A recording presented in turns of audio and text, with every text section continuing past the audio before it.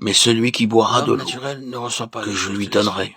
Elles sont n'aura folles jamais et soif, philosophiques et l'eau et que je lui appartiennent de la donnerai croix. deviendra en lui une La source prédication de d'eau la croix est folie qui pour ceux qui jaillira périssent. jusque dans la Romains vie 4, éternelle. 18.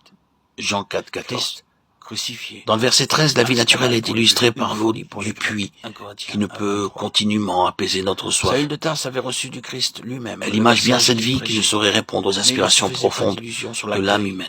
que Le recevrait Seigneur dit sa que la prédication. vie qu'il donnera Comme deviendra Isaïe, en il nous une savait que si le source bras de d'eau l'Éternel, si la croix n'était pas révélée à l'homme par le Saint-Esprit, jaillira sa jusque dans la prédication vie semblerait une éternelle. folie à l'intelligence obscurcie, Tout fleuve au prend sa cœur source sur une naturellement montagne. rebelle et incrédule. Son débit est Le conditionné salut par la par la mort hauteur de de la source, du mais cela degré de était sa pente, contraire à toute de la justice. profondeur L'homme incapable de et se de la sauver. largeur de son lit. À la vérité, ceci Cette était déclaration enferme en arrière-plan l'intuition divine, si le monde en général devait repousser la prédication de l'intention divine les Juifs est de faire de l'homme le miroir aurait été un scandale. de Dieu, Maudit pour est que celui lui, qui le est Créateur, en trouve dans sa haut, créature enseigne les Écritures. ce qu'il est en Ces lui-même. Écritures qu'on lit encore dans les synagogues. La divinité mise à part, bien évidemment. Pour Dieu, Dieu ne sera jamais satisfait par le seul fait de venir en nous.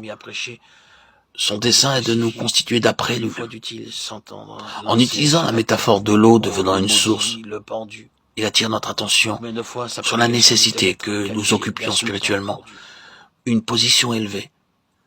Nous abordons ici l'une des questions les plus difficiles parce qu'elle touche au désordre intérieur dans la constitution de l'homme et explique cette activité débordante des croyants dans le service de Dieu et l'état d'une immaturité évidente.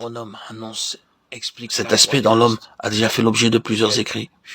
Il concerne l'âme et l'esprit. Et leur différence ne peut être faite avant que leur division ne soit opérée. Hébreux 4.12. Et notre union avec Christ, ressuscité, réalisée expérimentalement. Éphésiens 2.6.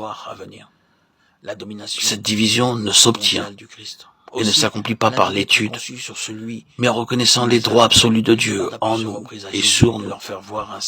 Nous introduisons ainsi la croix, puissance de Dieu, pour les établir par le Saint-Esprit afin de faire de l'esprit l'organe du service. Romains 1.9. La pensée de Dieu n'a jamais été un homme en tant qu'individu, mais une famille, un ensemble semblable à lui.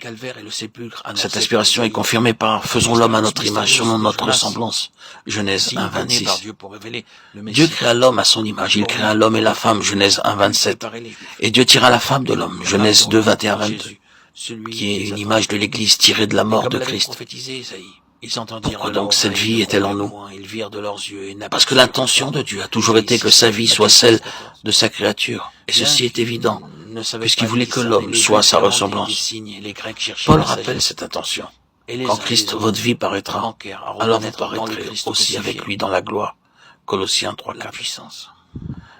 Depuis l'ascension, l'Église est en Christ, ressuscitée et exaltée, assise en lui dans les lieux célestes. Et